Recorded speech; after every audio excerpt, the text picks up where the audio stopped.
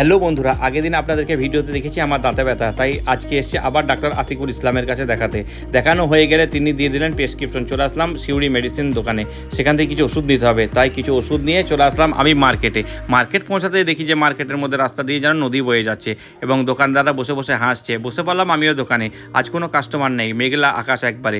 অনেকক্ষণ বসে থাকতে থাকতে একটা দুটো করে কাস্টমার আসতে শুরু করলো এবং শুরু হয়ে গেল আবারও বৃষ্টি। মনে হচ্ছে মার্কেট থেকে কাস্টমাররা সব চলেই যাচ্ছে। কিছুক্ষণের মধ্যে আবার শুরু হয়ে গেল মহরমের চাঁদা দিতেই হবে। সাহিলরা জোর করে মহরমের চাঁদা নিয়ে নিল আমার কাছ থেকে। তারপর দুপুরে খেতে যাচ্ছি। প্রচণ্ড রোদ আজকে, গাড়িটা আমার রোদে রাখা আছে। এর মধ্যে বেরোতে দেখি পূর্ব দিকে আবারও মেঘ আসছে। এই বই দাদুকে আপনারা চেনেন? কিছুদিন আগে এনার একটা ভিডিও ভাইরাল হয়েছিল।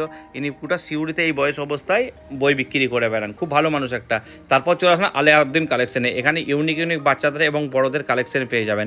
আমার সামনেই দোকান, খুব সুন্দর সুন্দর কালেকশন এখানে পাওয়া যায় এবং ছোটন কালেকশনের 6 পকেট এবং প্রিন্টের শার্ট নিউ এসছে। আসলে যোগাযোগ করবেন আমার সঙ্গে। তারপর চেনা পরিচয় কিছু কাস্টমার আসতে লাগলো। এই বোনটি এবং দাদাটি ভিডিও দেখার পর খুঁজতে খুঁজতে আমার দোকানটা বার করেছেন এবং আমার কাছে এসে কিছু জুতো নিলেন। ধন্যবাদ জানাই ওনাদেরকে। তারপর দোকান বন্ধ করে আরিশপাকে নিয়ে একটু ঘুরতে বেরিয়েছি। আরিশপা খাবে ফুচকা, তাই চলে আসলাম মৌমাছি মোড়ে। আরিশপার সঙ্গে ফুচকা এবং চাট খেতে খেতে মিনি ব্লগটা শেষ করলাম।